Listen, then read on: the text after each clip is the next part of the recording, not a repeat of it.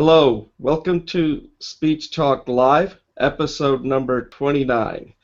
This episode for the year 2015. We can't believe it. This is number 29. So if you're watching this for the first time, my name is Jay Oza, and I'm the host of this program, if you want to call that, Speech Talk Live. And we started doing this, it started as a kind of we were doing this course from Coursera, and we worked with them to create this community, and then we were going to take people who were having difficulty finishing the course. So we did this weekly show at that time. For no better name, we just called it Google Hangout. And we did that for 10 weeks. In the beginning, we got good response, and then, as usual, people had other things to do, so the participation dropped pretty quickly. So then at that point, we thought, Julie, myself, and at that time, Somin, who was participating regularly, we thought that we needed to continue as a way to help people out and loosely decouple it from the course itself, since we have more flexibility to do things, and this is our own little platform that we use, the community, and we just kind of made this community kind of ours now. And we do work closely with Coursera, and at that time we decided to call it Speech Talk Live, and we've been experimenting with a lot of things. We review a lot of speeches as a way to learn, and essentially as a way to think better too. I think we don't think about that. Speaking is thinking, right? And up to this point, I'm pretty happy the kind of work that we have done, and with the participation we get from Julie, who's been one of the regulars, Julie Finkelstein, and she'll introduce herself. And lately, we have Atul who's been joining us pretty regularly. So, and again, we don't expect people to join regularly. Of course, Julie, I do, because without her, the show wouldn't be any good. So Julie, you can't take a day off, okay, a week off. So anyway, the reason that we do this show is, I keep adding more reasons, but one is that to learn. And one of the things we were discussing before we just started is that I've learned a lot. This is our 29th episode. Well, one thing I'm learning is that I'm much more comfortable doing this show. You be the judge, of course. The second is there are people who come on the show, and we actually encourage more people to come on who are kind of a little intimidated. I don't know why. I don't know. Do I look intimidating? I don't know.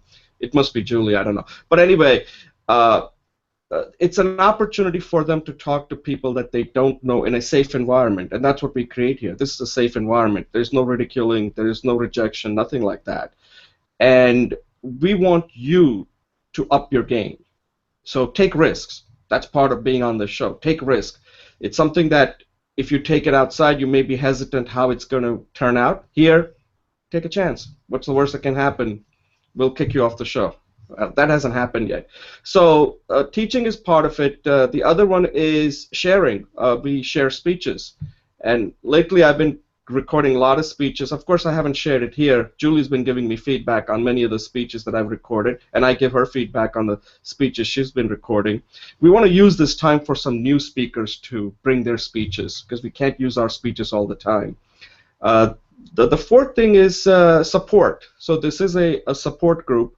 We support each other so that we can give you constructive feedback if you're open to it, right? Feedback is a very tricky thing, as we all know. You have to be ready to receive feedback. The other thing is practice. Part of it, being on the show, is to practice. Afterwards, we make this available so you can watch yourself. And every time I watch it, I'm just amazed how many mistakes I make. And it's just that I'm very critical. So I want to be careful to avoid mistake, make sure I don't talk too fast, keep my message clear. All these things become very important, and you can go back and watch it. And lastly, this is a place you come because we trust each other.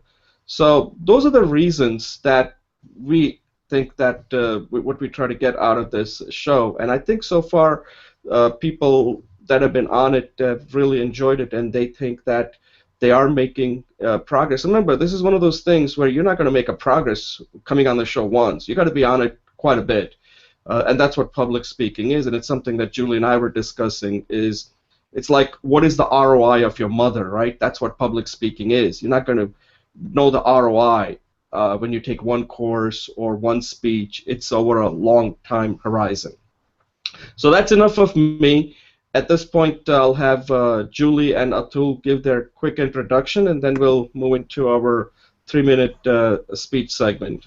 Julie? Thanks, Jay. Good morning, Atul. Great to see you. I know it's early, 7 a.m., so more power to you.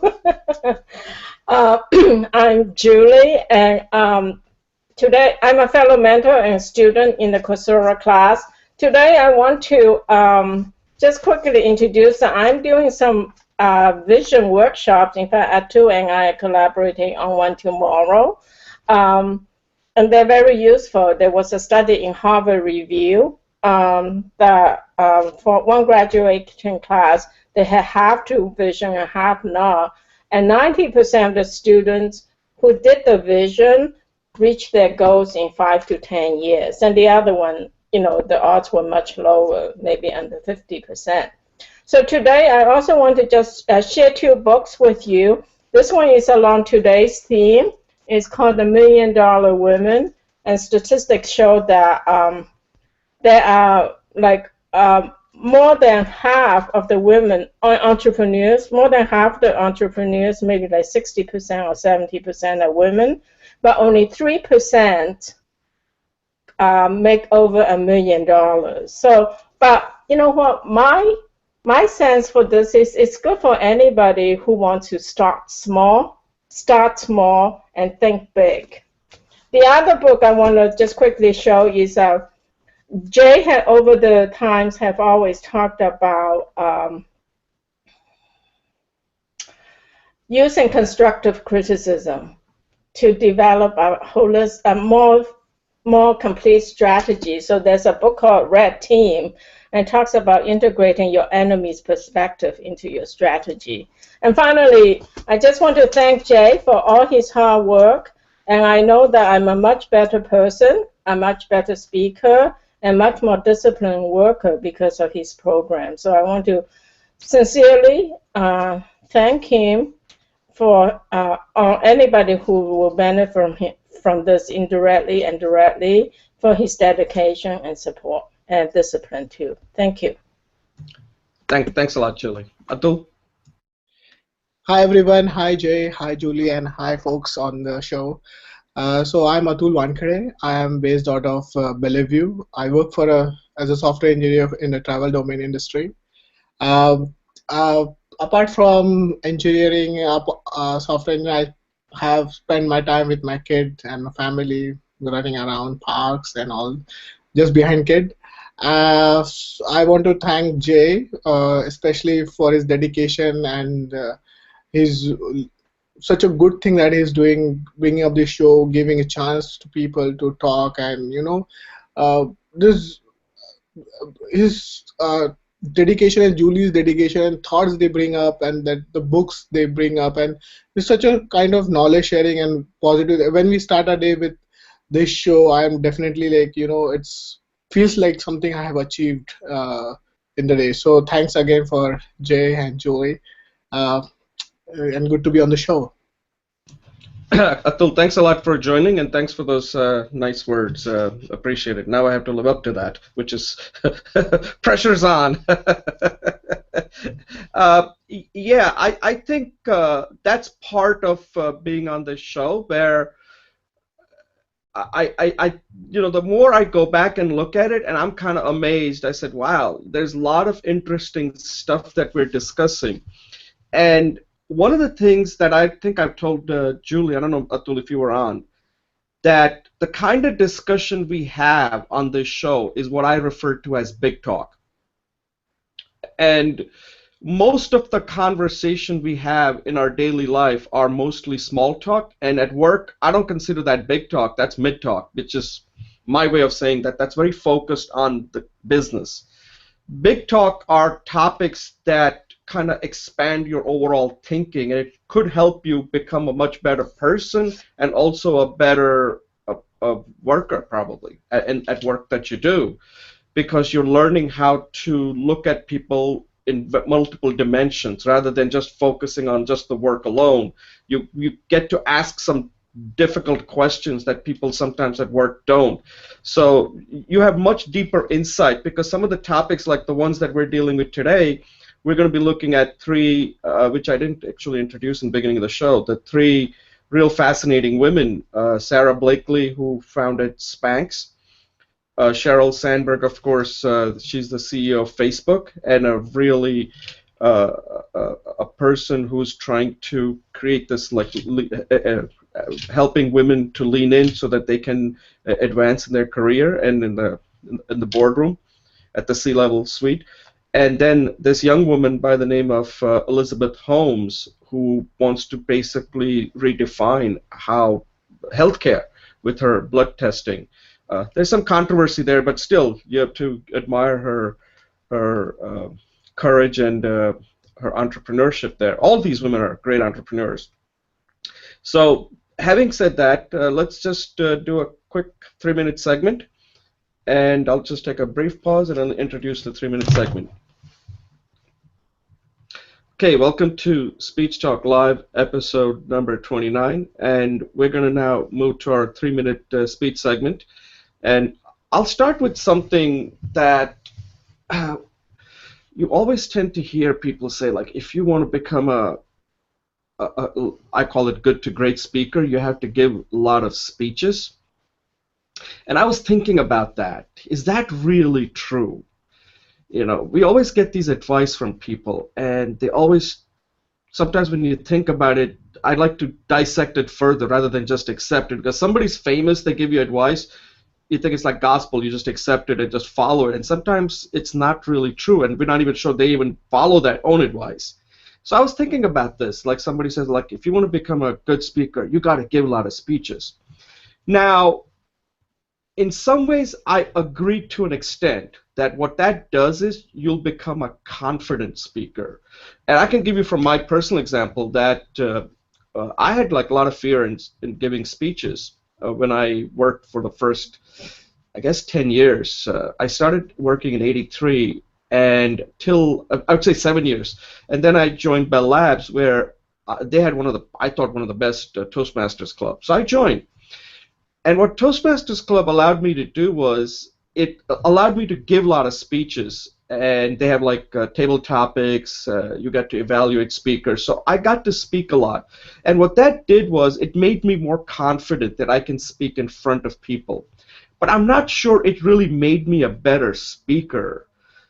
I think what I wasn't really doing was, and at that time we didn't even have the technology that we have today. I wasn't going back and looking at all my speeches and seeing, let's make this, compare it with some other speeches and see what I could have done better. It was kind of like one and done, and then you got some feedback, and unless you got some really good feedback and people were willing to sit with you, you really couldn't improve that much as far as whether your message was coming across clearly. And again, it's a speaking club, so the pressure is not that high. However, if you're going to give a real life speeches, the stakes are much higher there. And I don't think it's really necessary to give a lot of speeches, but the few that you give, go back and take a look at it. Spend a lot of time looking at it, like what could you have done better? You know, do a pre-mortem before you give a speech, but then after you give a speech, like in this show, I'll go back and see what could I have done better next time if I had to give this speech. So I think you really have to study your speeches and see how you can make it better. Otherwise, what you're going to do end up doing is you're going to be confident, but you're going to be making the same mistakes over and over again. So you have to go back and try to correct some of the things from your speech. And that doesn't require you giving a lot of speeches. It just means that the speech that you give, you will have to spend a lot of time doing that deep analysis and see, re-record it. If you like, pretend like you're giving it in front of people again, the same speech, but this time you don't have the live audience, and make it better. And I think that, in my opinion, is a way you keep on improving it. And I think there might be a word called deliberate practice or something like that that might help you become a much better speaker. So just keep that in mind next time when you get that advice, like, oh, get in front of a lot of people and give speeches. you got to know a lot of things about speeches. You got to have the right audience, right? Everything has to be kind of right in many cases in order for your speech to really connect. And so anyway, that's I wanted to just kind of bring that up in this 3-minute speech segment. Julie, you're next. Thanks, Jay. Yeah, there was a book called The Talent Code. Both you and I read about it, and people might find that interesting. Today I'm going to use doing an introduction speech in a pretend practice that I am already succeeding at. And I'm going to read it mostly because this is this is my multiple times doing it, but this is actually the first time I'm drafting it. And I'm using the impromptu speech layout format. So there's an introduction, there's 2 points, and there's a conclusion or invitation. So hello, I'm Julie. I do create and lead meetings in collaborating, creating, envisioning, and actioning for your vision to come true. My vision is to model an open source where individuals can have access of my services for free in group meetings, and then to be paid for by those organizations and individuals desiring additional customized service. Today, I would like to invite you to several of the free programs I have been running. I bring with me decades of experience as a business owner and an IT professional. I created major and small systems from inception to implementation and maintenance. I am unique in that I have experience with both the data and the process side on all the aspects of the system lifecycle, which is the major steps in rolling out a system, both for process-oriented systems such as your companies' building and operations, and information-oriented systems. These days we call them big data. Back in my days, it was called the data warehousing. Most people find me personable, productive, and playfully insightful. One manager says that I'm her personal ambassador. A client stated that I know his business, which was trucking, better than he does. I actually don't. I just know his data flows and his processes better than he does. I'm a CPCU chartered property casualty underwriter. Education and training for the overall business processes from an insurance perspective. And that I think that we all need to be literate with these processes of information management these days. Hopefully you see that my business experiences will support you in rolling out implementation visions through planning and action. I've also been trained professionally to body-mind practices for happiness and insight for myself and to share with others. I'm a certified AOBTA practitioner, which stands for the American Organization of the Body Therapies of Asia. I have practiced professionally in both Eastern and Western body and consciousness practices for over 20 years. I've studied with descendants of Jung, Feldenkrais, Rolfing, Zen therapy, and other body-mind practices. I practiced Zen and other meditational techniques for many years with different teachers. I'm also a graduate of psychology, sociology, and urban and regional planning. With my body and consciousness training, I can support your discovery of a vision that is deeply authentic and connected to your own unique personal goals.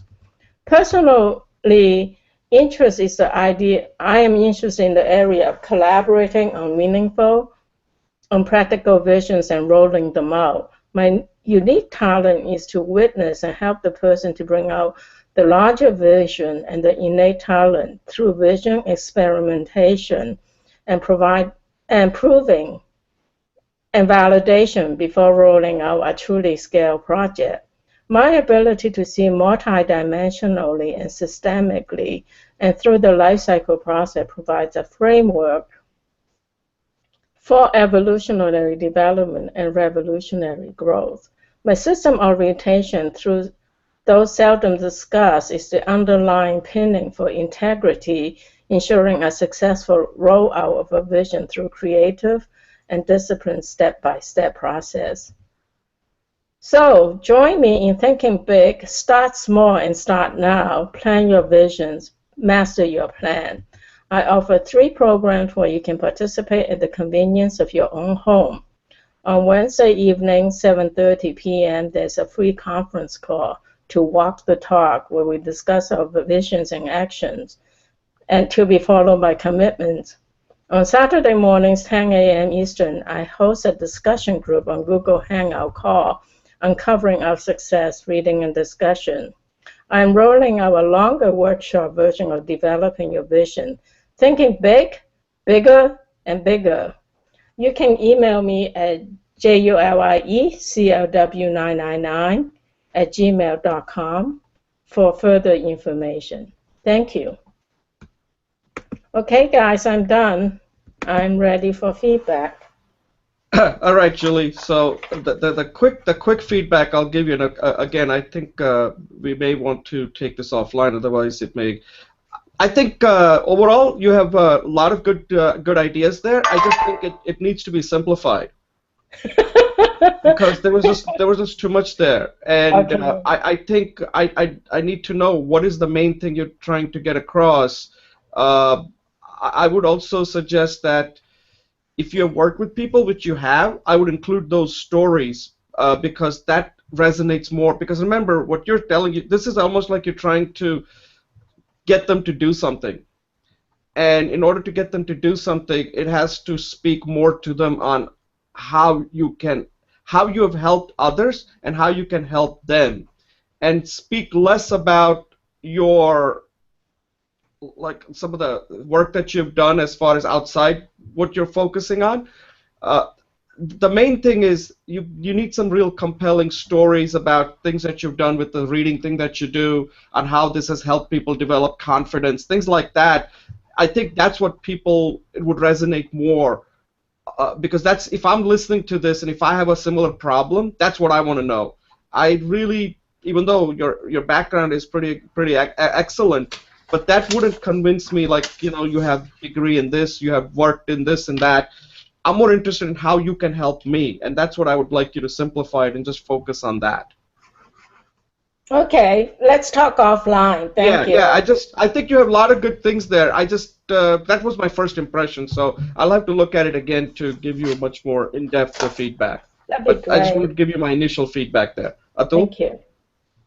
Yeah, just one thing, like great, a great way of telling it in the sense that you are talking about your background and everything. So that was really great and very, for example, people can trust that background and all these things. So that's very great. But only thing I found is like the speech becomes monotonous at some point.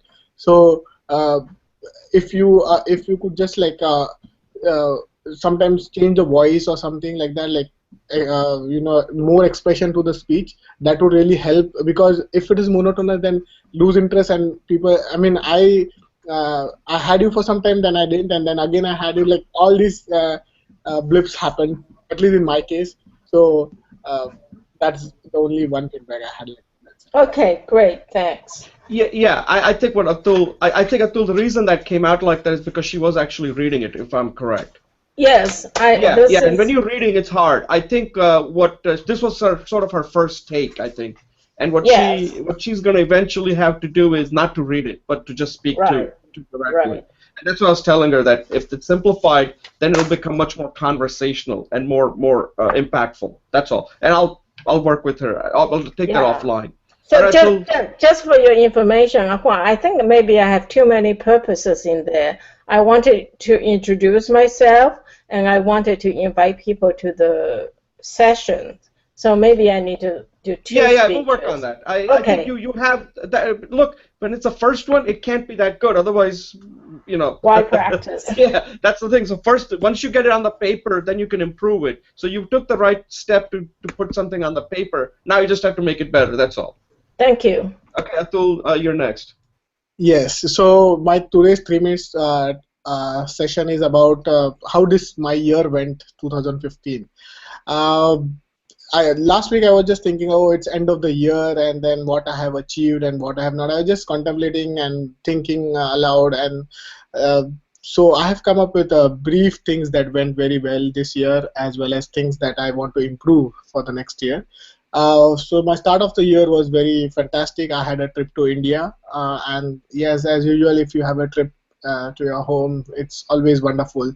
So start was very good. Had fun time with parents, with friends, families, going around here and there, and that was really great start. After that, uh, did this summer. I did a lot of hiking.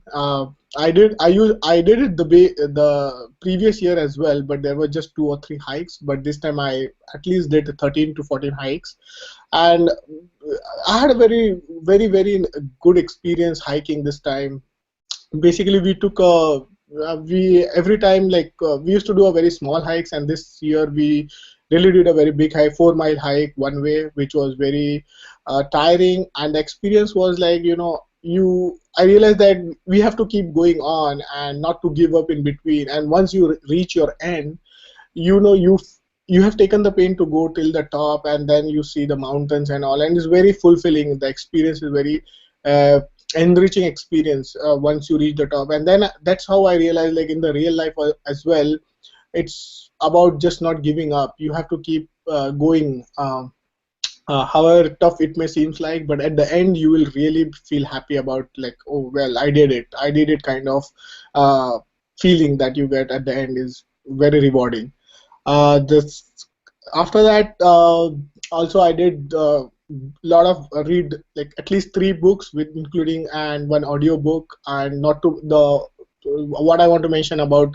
So this is the first time I went like listening to audiobooks, and the book I chose was Banker to the Poor by Muhammad Yunus, and great book, great person. I like the ideas and how this very inspiring book I found out, and then and about the 3 books which I read, the mindset. The other book which I read was the mindset. It was very by Carol Dweck. So she was, and this book is very about, changing our attitude towards life. For example, instead of being reactive, being proactive. And what do you think about your, for example, when you, what are the feelings that you get? Like what you tell your mind is like most of the times is like, oh, I can't do it, and instead of that, what you have to tell your mind is, I will try, or I will try sometime later.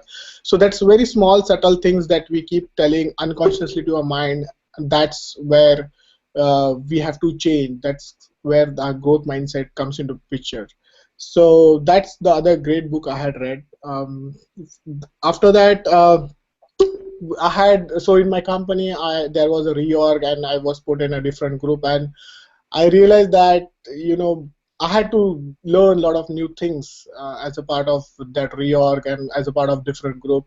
Initially, I thought, wow, it's great things to learn, but of course, we have to learn it very quickly, being on the job, and things we have to deliver very fast. So kind of pressured, kind of stressed sometime. And what I realized, like eventually I did what I had to, but just that now I realize that, okay, I should have taken less stress. I should have just focused on what I have to do, rather than, just anticipating, oh, will I be able to do it, or kind of those thoughts that go in your mind. And also in this process, I realized that, yeah, I need to up my technical skills. I need to read a lot. I need to practice some questions, some programming questions, and all those things. Some new technologies that I have to learn. So great, moving to a different world. I think it's, I read a story about, the fisherman story, where the Japanese, they wanted to have a fresh fish to the people, and so they, when they go out to sea and bring fish, they used to have a whale in the fish, so that the fish uh, are always active. So it looks like in the real life also we have to keep moving from our sweet spot, or our comfort zone, and just like having that whale around us, so that, we keep on constantly moving ahead rather than sticking at one place. And so quite a great lessons learned this year. And last but not the least, joining Jay shows, and of course Julie's the other show. This was I think this is very. I think I should have done that before, but now since I did it anyway, so I love being on the show, and I hope next year also I'll continue. And it's great improvement which I see during both the Speech Talk Live show and other group which I'm doing.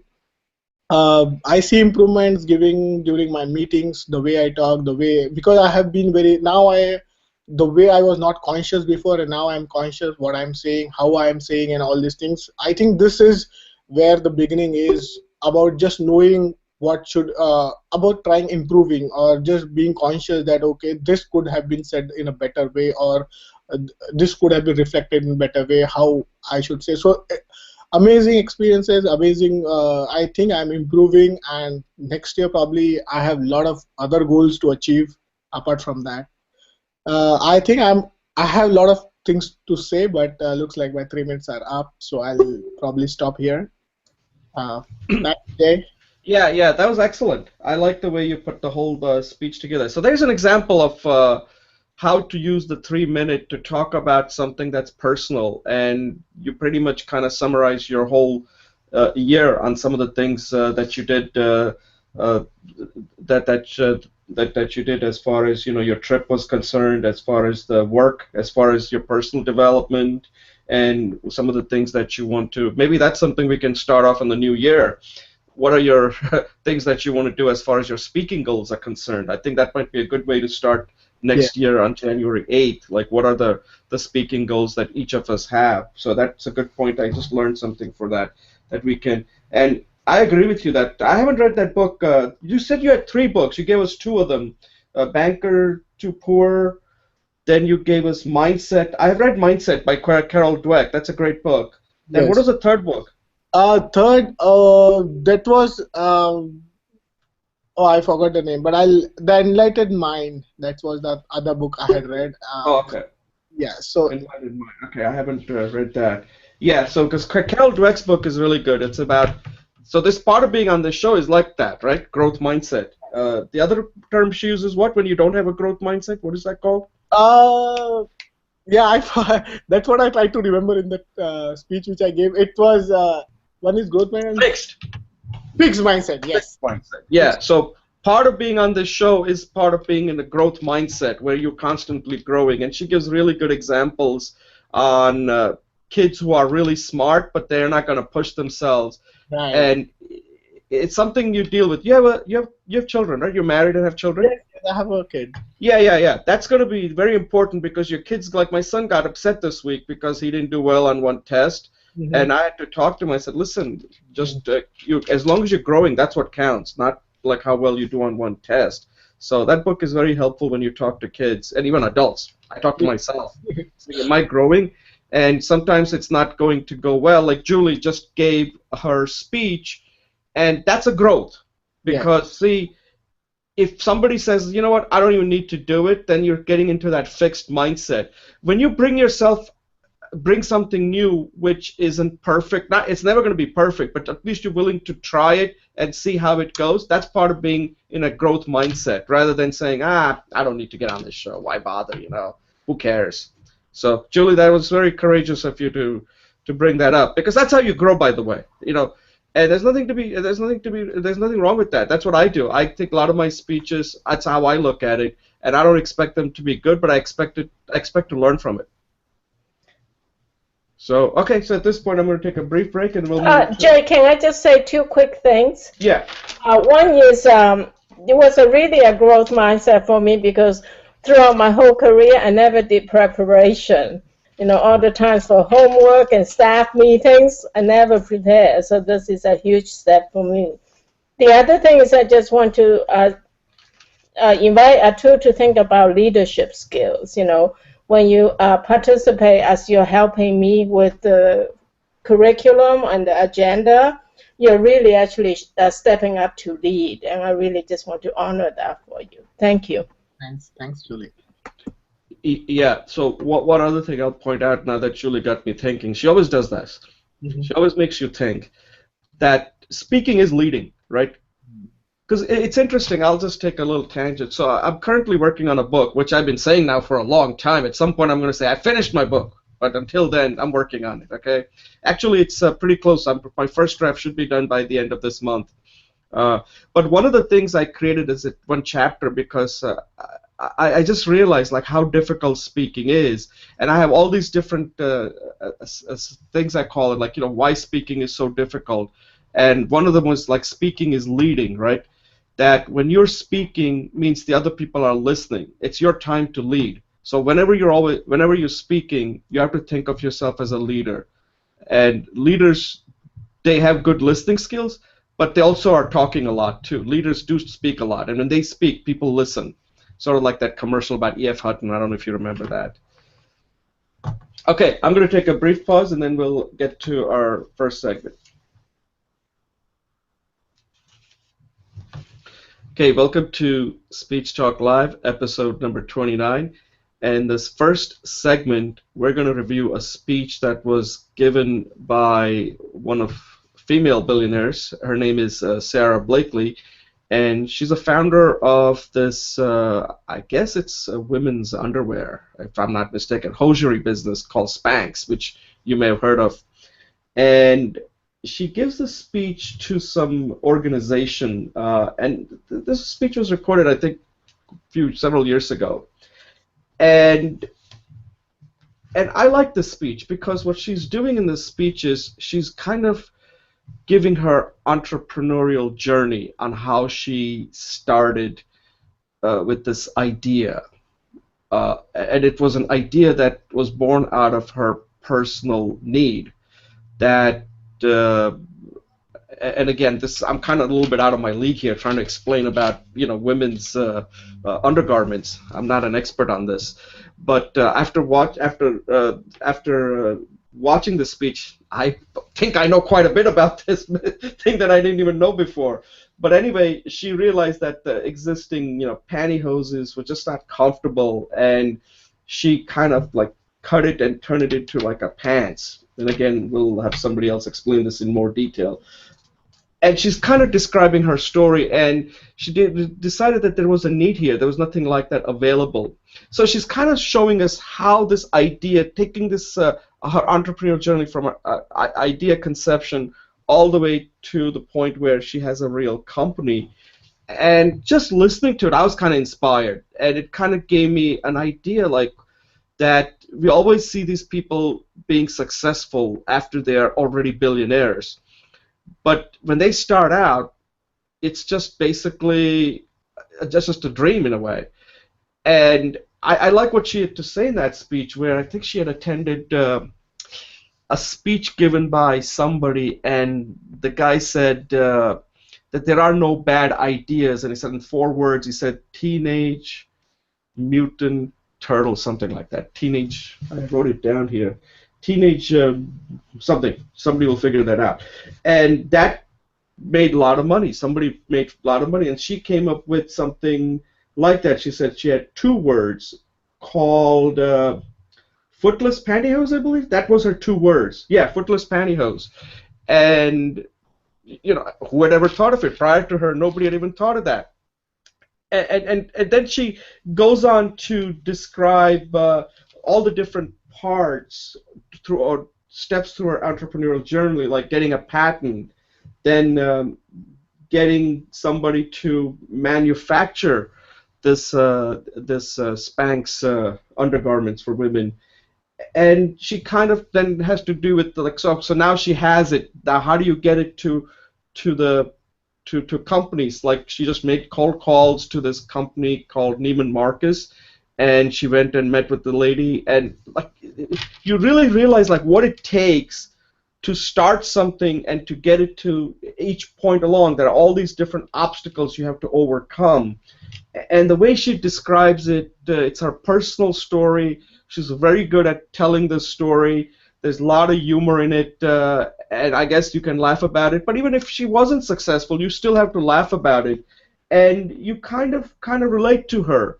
That if you were even a man or a woman watching her, you get inspired, thinking that if you want to start anything, and it's kind of what we're doing here with this show. At some point down the line, I can say, hey, when I started, there were only 2 people on. Julie and Atul, and look at it now. We got like millions of people watching this show. So you guys will be part of the story. And she talks about all these different names in there, like Sam and Ted and all the people that helped her get to where she is. And I found this speech very inspiring, and it was a very engaging speech. She's a great storyteller. It's a story. Of course, what she's talking about is female undergarments, but it could apply to just about anything. This is not just something that only the women should look at. I think the men should look at this too.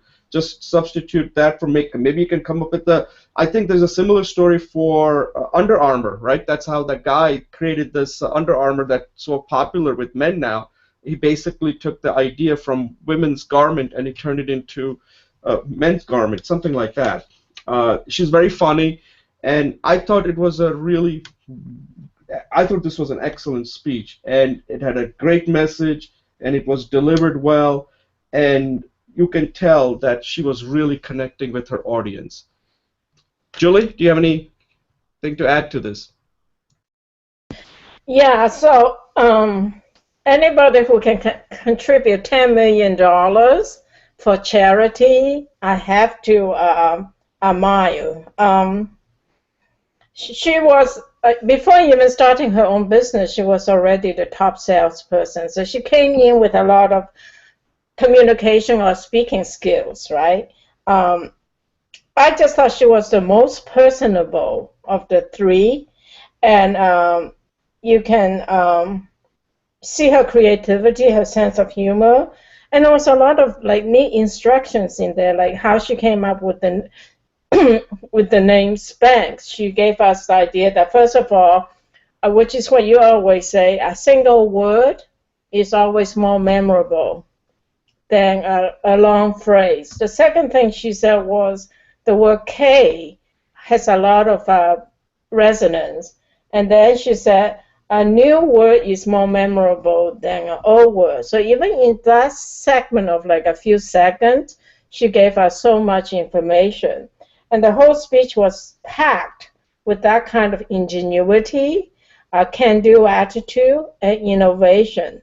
I just thought that was great. The other thing I'd like to point out is she kind of modeled for me anyways, the fake it till you make it attitude, At one point she said there was she and her husband, her boyfriend, was sitting at the kitchen table.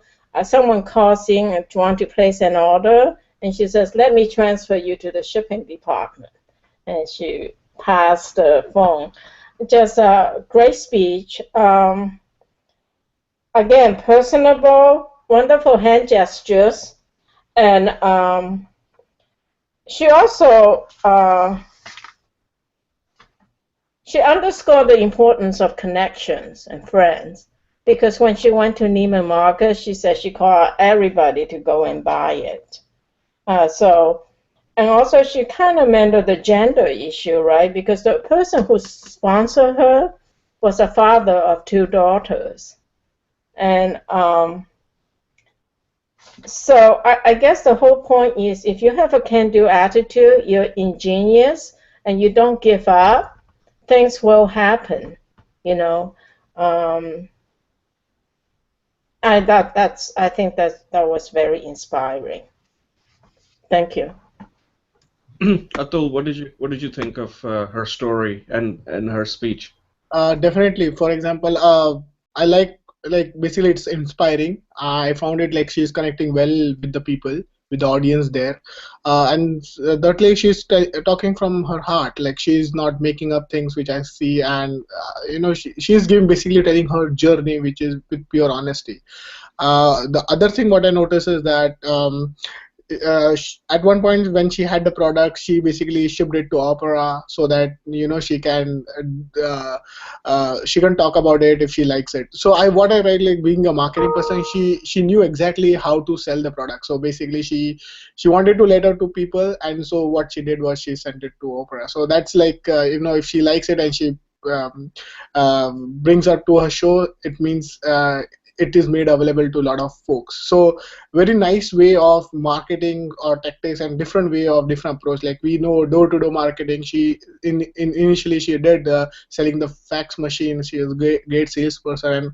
And giving this example that she sent it to Opera and then things kicked off, and then when she came, she just pretended that she has employees by calling her friends and all. So I like how she on the fly, like fake it and make it, which Julie already said, like kind of approach what she followed, and definitely great innovative idea, and wow, and really great. I mean, nice inspiring talk. That's... Yeah, no, I agree. You know, one thing I'll point out is, and this is just this woman had a lot of skills. Okay, let's not kid ourselves. Her problem was that she was not lacking confidence. She was not lacking, like Julie just pointed out. This woman has a real good communication skills. She was in sales. She just transferred it. What she was missing is she needed an idea and a mission, and now she married the two, and she used all her skills that she had already developed. And sometimes you kind of miss out on that, right? Like somebody must be watching this and saying like, oh, but like how can I do it? That's the part she's not saying, that this woman already had a lot of skills prior to coming up with this idea. Then she said, oh, you know, she talks about she didn't make it into law school, but she had the stick-to-itiveness, the persistence, the gumption. All of those skills are now being transferred to her idea, and she was able to take it incrementally. And the other thing I'll point out is that it comes through very clearly. She's a very likable person, and never miss the fact that part of the success has a lot to do with likability.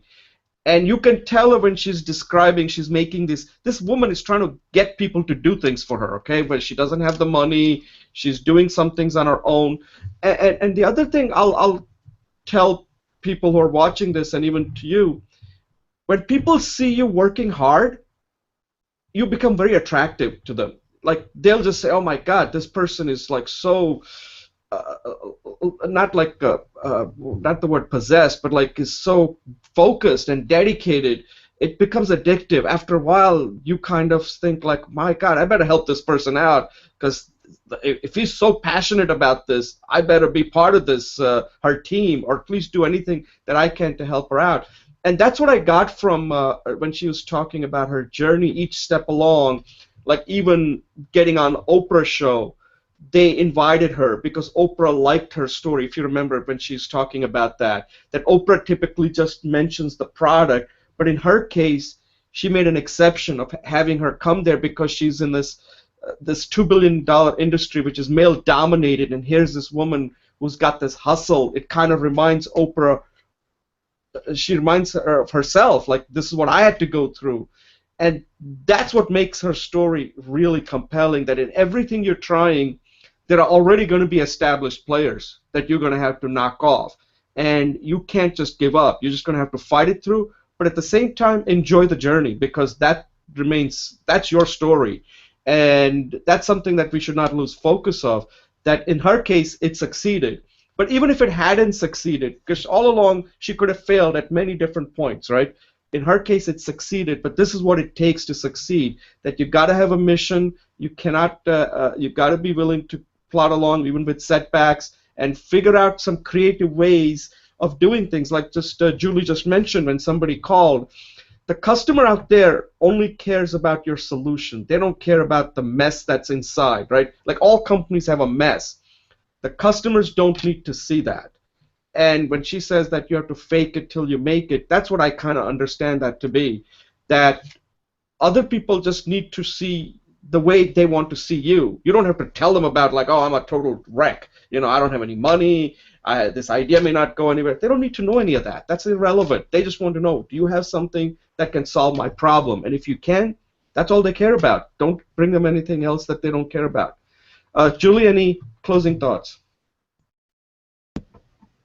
I like what you said too. Is that I really was impressed with what you said when you said, and I wrote a big note. Is that you need an idea or a mission with the skill set, and that's when you launch off. So another woman who also did something similar, her name is Byron Katie, and she was already a successful real estate salesperson, $1 million income, and then she had a nervous breakdown, and then she transferred all her knowledge into this consciousness process called the work, and she's even bigger than ever. But she already had the skills, but the mission makes it big, because when you have a mission that's bigger than you, then you can go big.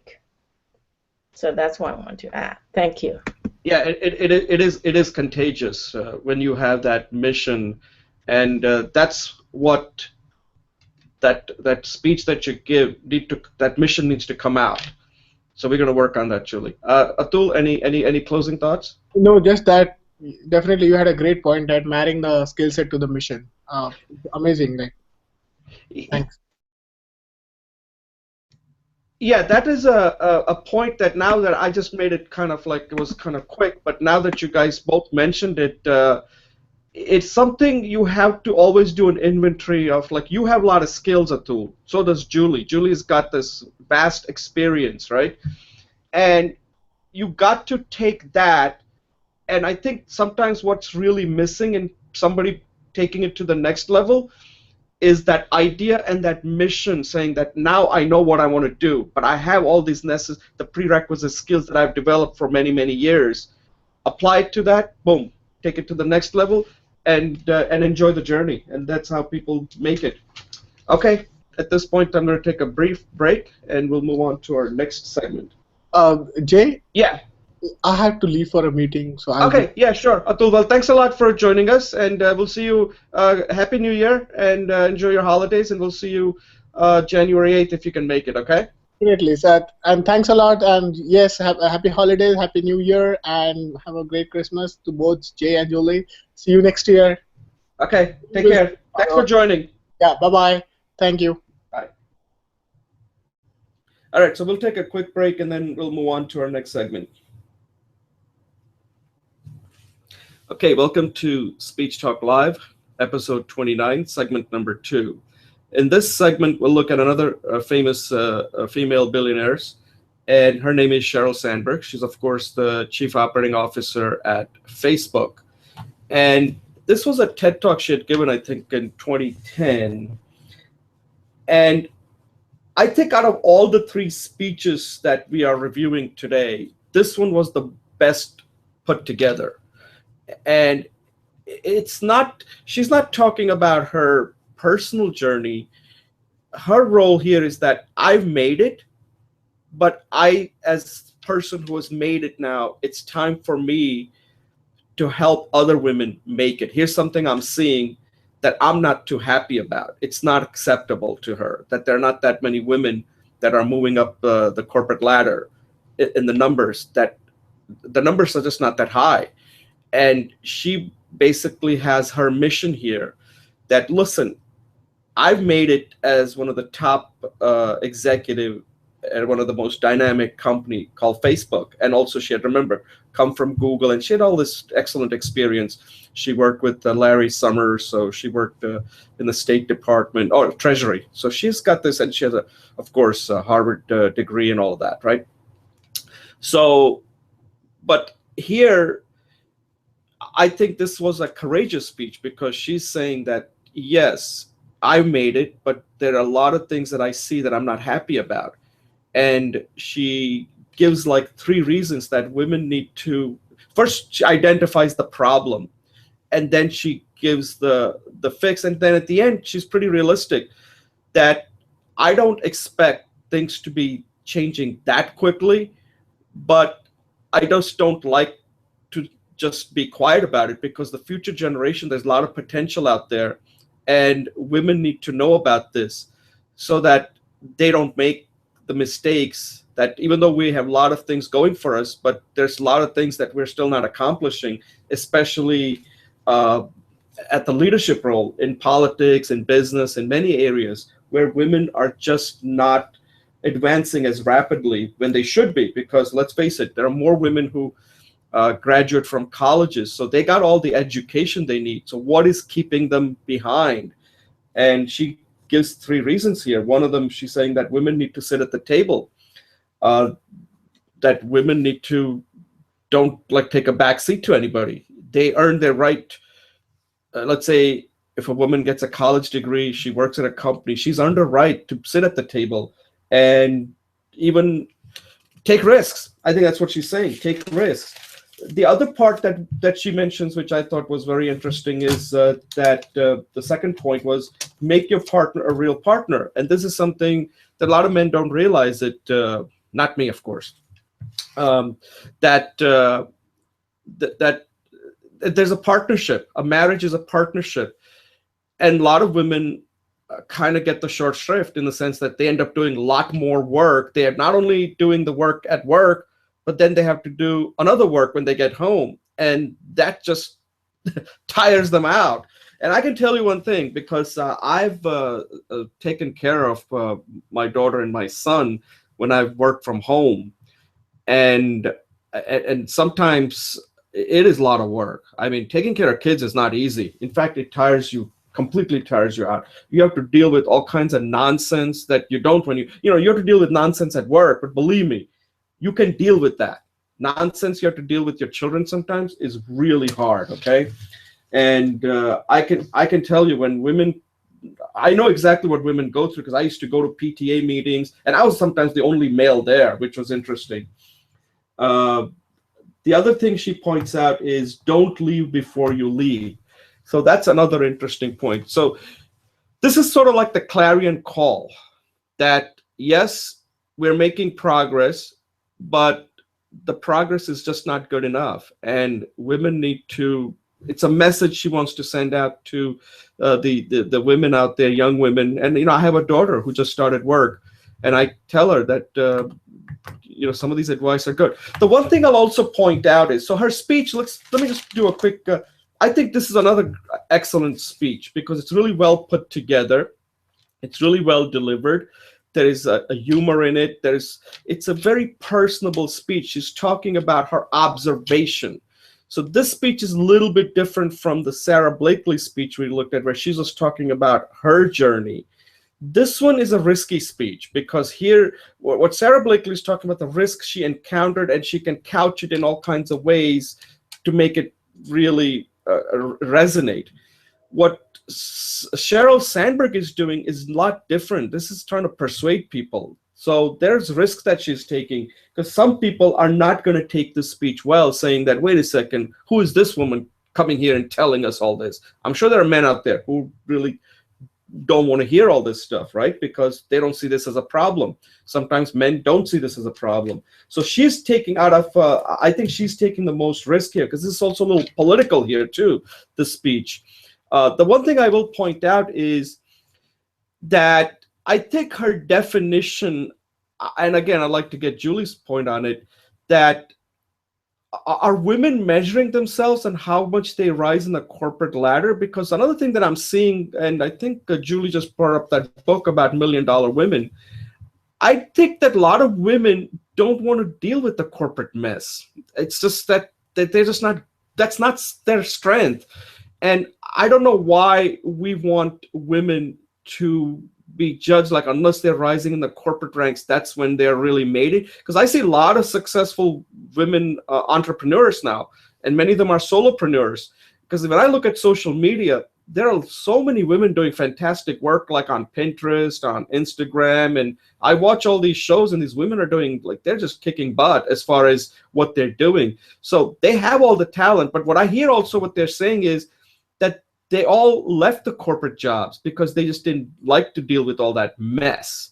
So I'm kind of a little bit not sure about this, that what she's saying, that is this the way the women are measuring themselves, that they have to rise in the corporate ladder, or do they measure themselves as far as like, hey, I don't need to rise in the corporate ladder. I can have a good career, a good entrepreneurial career on myself, starting some kind of business, whether it's coaching or whatever, and I'm making good money.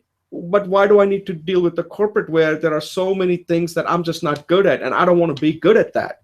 So that's the part that she doesn't really discuss in this speech. She's just saying that women need to rise, and I agree with that. But Are all women really want to do that? That's the question. And now with this internet, women can carve out their own niche. They don't need to go through the traditional route of, I'm going to join IBM and then wait for another 20, 30 years before I become the CEO. There are very few C-level positions out there. And a lot of women don't want to wait that long. These young women today are real go-getters, and they see so many opportunities where they don't want this traditional path of going through the corporate route or even the political route. You have the power to reach to your audience directly. Why do you need some, some daddy to help you out or some company out there? They don't want that. They want to be able to go directly, and they have that opportunity today. Julie, what did you think? What are your overall view on it? Because this speech was a little different in a sense that she's talking about some real problem that exists, and I just would like to get your take on this. Yeah, so I'm going to speak a little bit about to her speech, and then I think I'd like to take a little time to answer your question.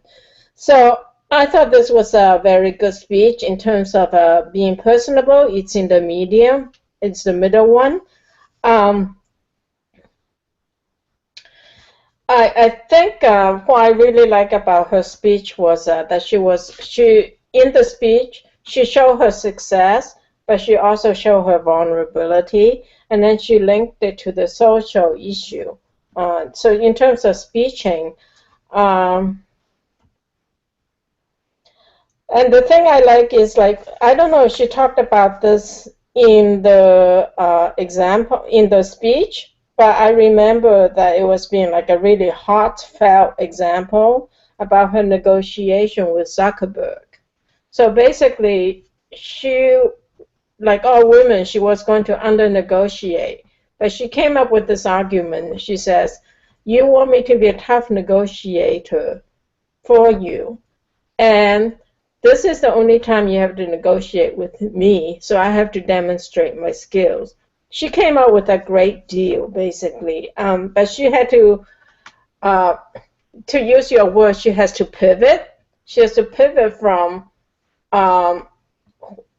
being in that gender kind of attitude, well, what will I do to make the deal, to how can I be the best negotiator for that which I'm going to undertake, and use those skills to negotiate for herself. The other thing, and I'll say that I'll segue into your question, is she talked about success and sacrifice. And I think in some ways that's what you are alluding to, is high-level success requires sacrifice. Just like being a wife and a mother requires sacrifice. So you can be both, or you could be one or the other, but there are sacrifices to be made. So to come into your question is, do women really want to be corporate success, or do they just want to be successful as entrepreneurs? I think that not every woman is a Sheryl Sandberg, right, or Carleona Fiona. But there are women out there like that, and their powers and their skills can benefit society.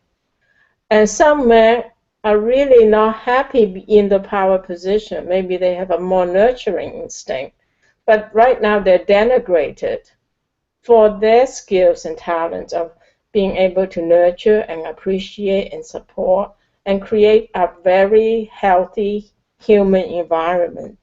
So this idea of choice and sacrifice, I would like to take it out of the female position and look at it as a human position.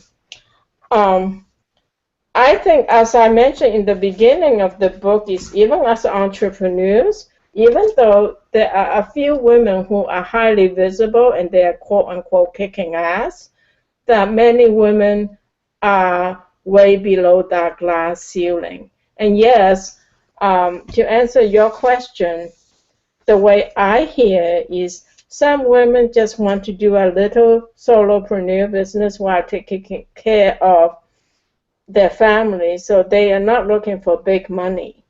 And I think that's a valid choice. But the underlying assumption here is there are equal number of women and men who want to reach for that high level success.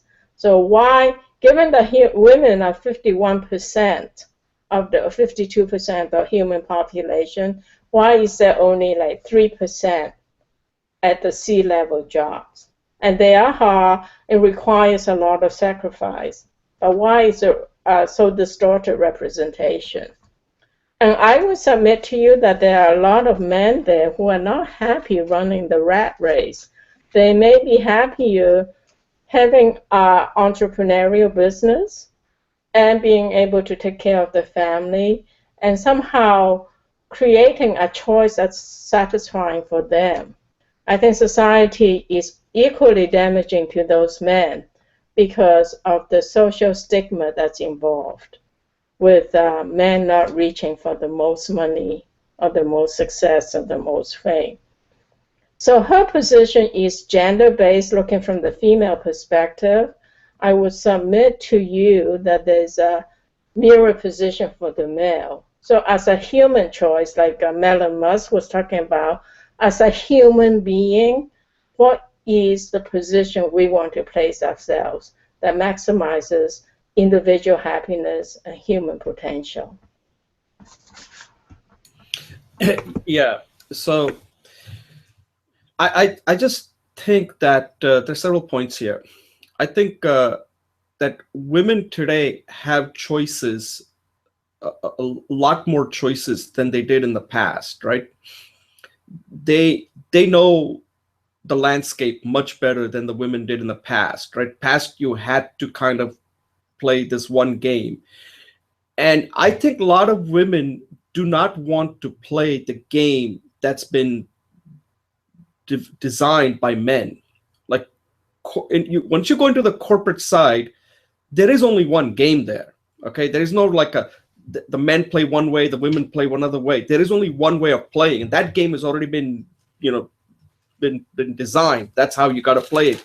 And I just am currently finished a book by Jeffrey Pfeffer. He's a professor at Stanford. He wrote a book called The Leadership BS. Excellent book.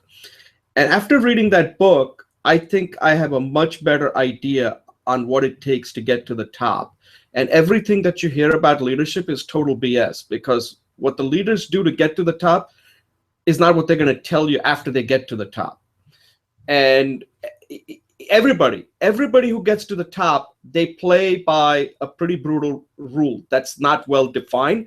But then when they get to the top, they always write books like Jack Welch. Like, I have his book right here, Jack Welch. See this book? This book right here, Jack Welch, right?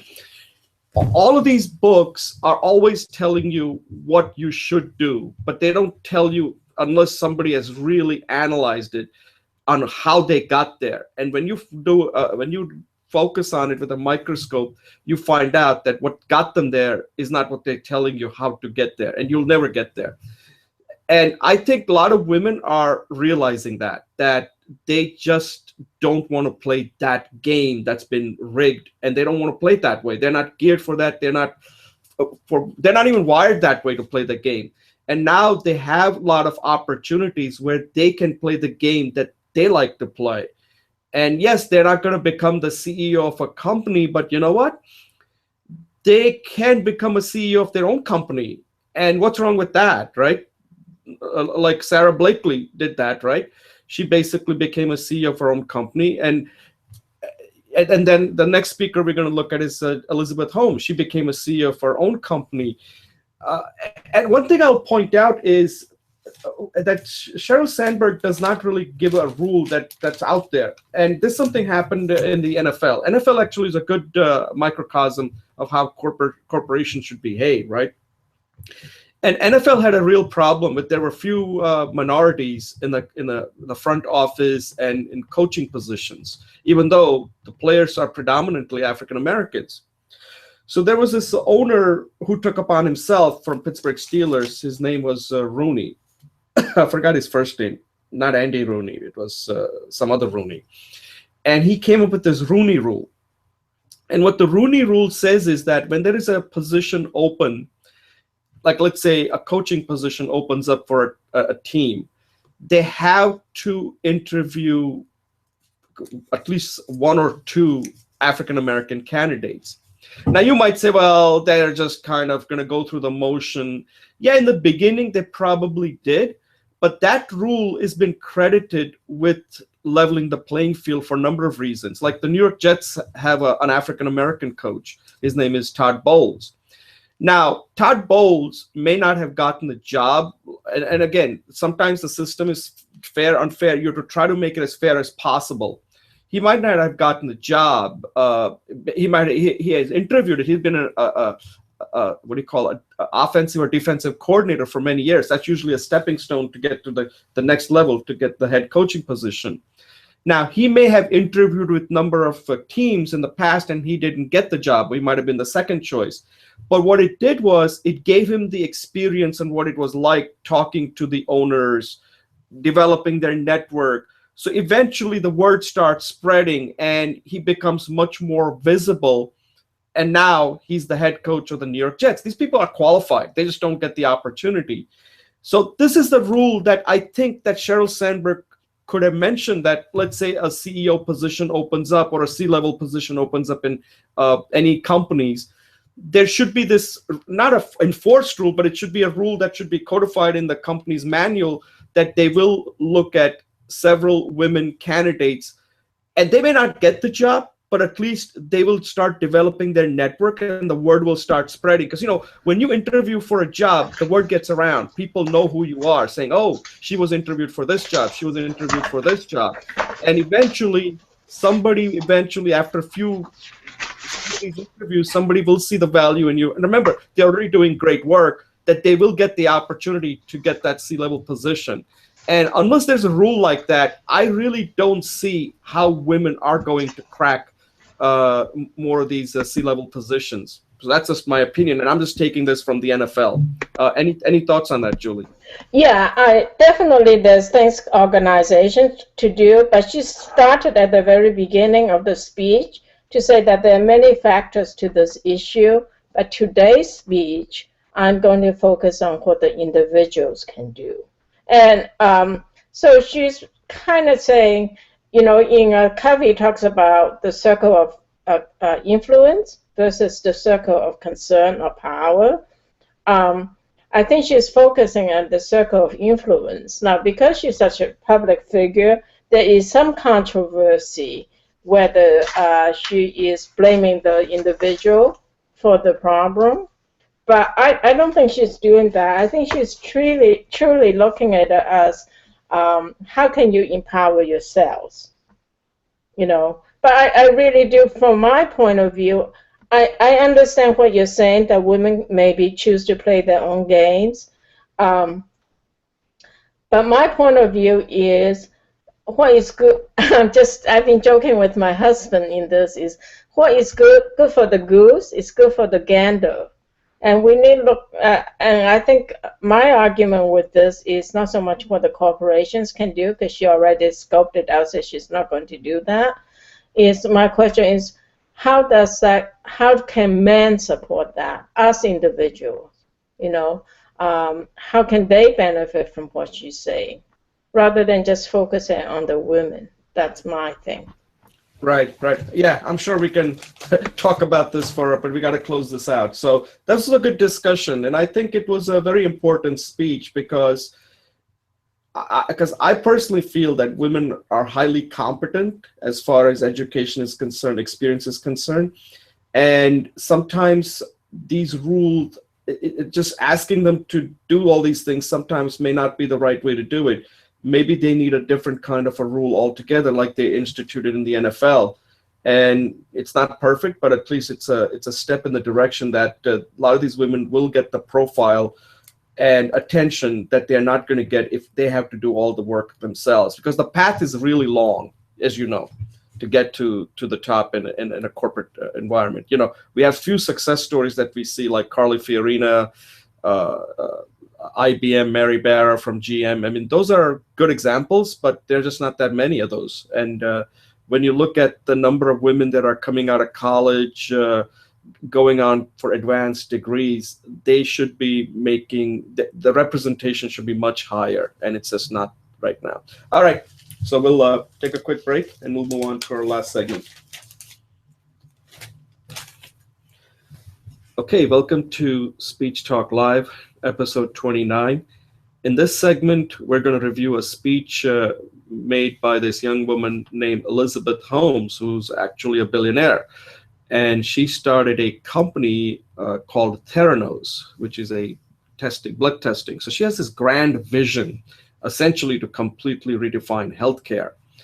And she started this company actually right after when she was a student at Stanford, and she dropped out, I believe, after her freshman and sophomore year. She went and wanted to do research for this one professor, and she learned a lot of things there. And then she said, "You know what? I'm going to go strike it out on my own." So here's a many people kind of compare her to the female version of Steve Jobs. In fact, she kind of even dresses like Steve Jobs. She wears the same clothes, the black turtleneck with the jacket with one button.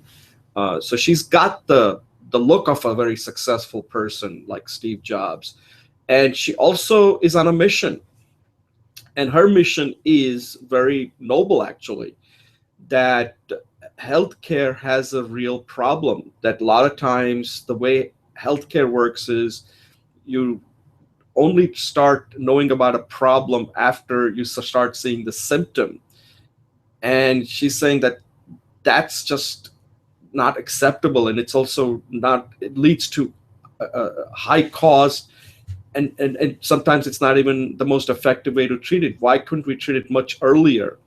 And one of the ways to do that is this blood testing uh, device or equipment that they're produced, where you can get a blood tested with just like a prick from your finger, and it can get tested so you can identify all sorts of problems, whether you're pre-diabetic.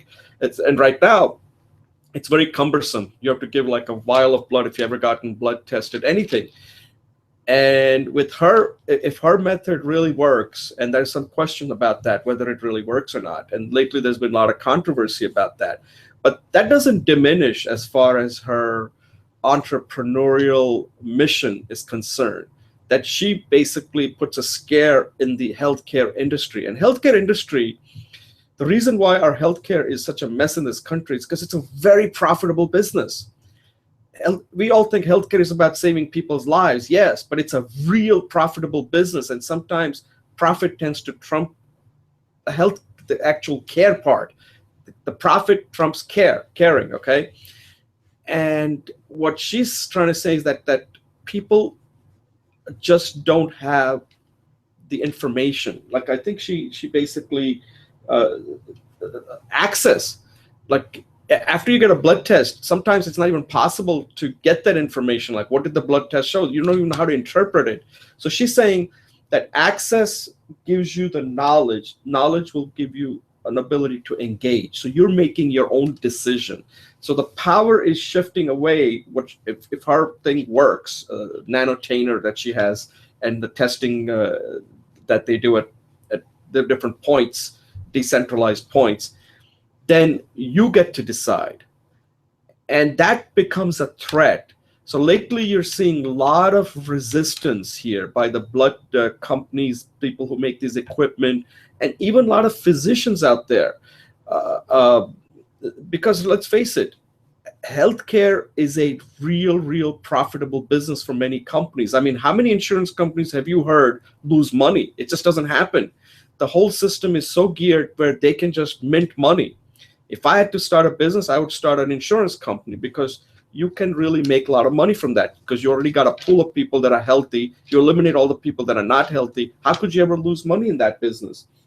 So her solution is through technology. That technology will fix this problem. And right now, the only test, from what I read that just recently, there was an article in the Business Week, is the herpes test. The other test, evidently, there's some controversy whether their equipment is actually being used. But we're not going to get into that. That's something that has to be sorted out over time. But the fact is that many of these things, when you first start out, are not perfect. So I think that a lot of the bad press could be the result of a lot of jealousy and a lot of threat that many companies are realizing that this company poses to them. And overall, the amount of funding that they've received, makes her a multi-billionaire, actually. As far as her speech is concerned, Okay, this is what I call a very content-rich speech. There's a lot of content here. She's explaining the healthcare that exists and how it can be made better. Is she a dynamic speaker? I would say not really. She speaks pretty much in a monotone throughout the whole speech. She has that air of somebody who's, and again, it could be her style, and it's kind of hard to change it. If I had to give her advice, I would say vary your voice a little bit. Her voice is like pretty much monotonous in this entire speech. And even when she tries to use humor, it doesn't really, she's not that comfortable with it. So she uses humor, but she doesn't do a lot with it. And uh, but one thing she does have is she really believes in her message, and you can sense that she's really serious. She's really serious about this topic, and maybe that's what she's trying to convey to the audience, that listen, this is a real problem. But I just feel like her message is excellent. I just think that her delivery could have been a little bit more dynamic, more conversational, so that I could like really relate to her, because sometimes she does get into the weeds a little too much, and she could have made it a little bit more simpler. Uh, if she had tweaked her speech a little bit like that, I think it would have been more effective. But overall, I completely got the message. I completely got her mission. And the one thing she kept on saying repeatedly, I don't know if you may notice it if you're watching this, that access to actionable health info at the time it matters. So if there's a one key message, is that right there, access to actionable health information at the time it matters. That is the main idea of the speech. Julie, what did you think of Elizabeth Holmes' speech? Yes, I totally agree with you that the speech could use some improvement. And it was given to the TED Med Society, so it was a different group of audience. However, I think she could have just simplified it, as you said. I would just say that resistance is to be expected. There's a book by this Harvard professor Kuhn, Kuhn, called The Social Structure of the Scientific Revolution. And basically it says that whenever you go through like a major change, an underlying change, you can expect resistance. So I applaud her for what she's doing, and I like the access to actionable information at the time it matters. I would think that you might say it's a little long, but otherwise it's great message. So yeah, that's what I have to say. Thanks. Yeah, that's her. That's her. I mean, I'm not coaching her, so, but that's the. I mean, I Yeah, watched it. I know that. I watched this number of times. I think she had very good statistics to back it up. The only thing that I'll mention is, like, if you're going to compare her to Steve Jobs, which I did because many people have compared her to Steve Jobs.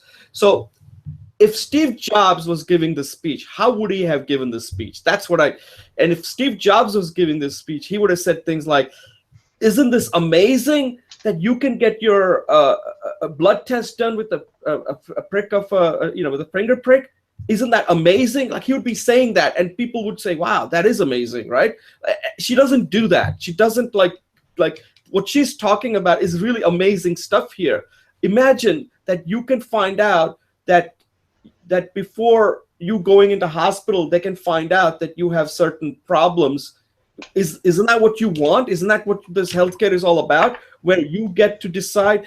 Steve Jobs would have given this speech in a totally different way, and she had that opportunity. So even though she might be a female version of Steve Jobs, but when it comes to communication, she's not Steve Jobs. Steve Jobs would have taken the speech and everybody would be talking about Theranos. That's how good Steve Jobs was as far as really conveying it to the audience, what the main message is. She does it, but it's not like Steve Jobs. Let's just put it that way. No. So I that's the only thing I'll point out, that he's the gold standard when it comes to marketing. She's kind of marketing, because this company is not like at prime time yet. There's still a lot of the challenges they face.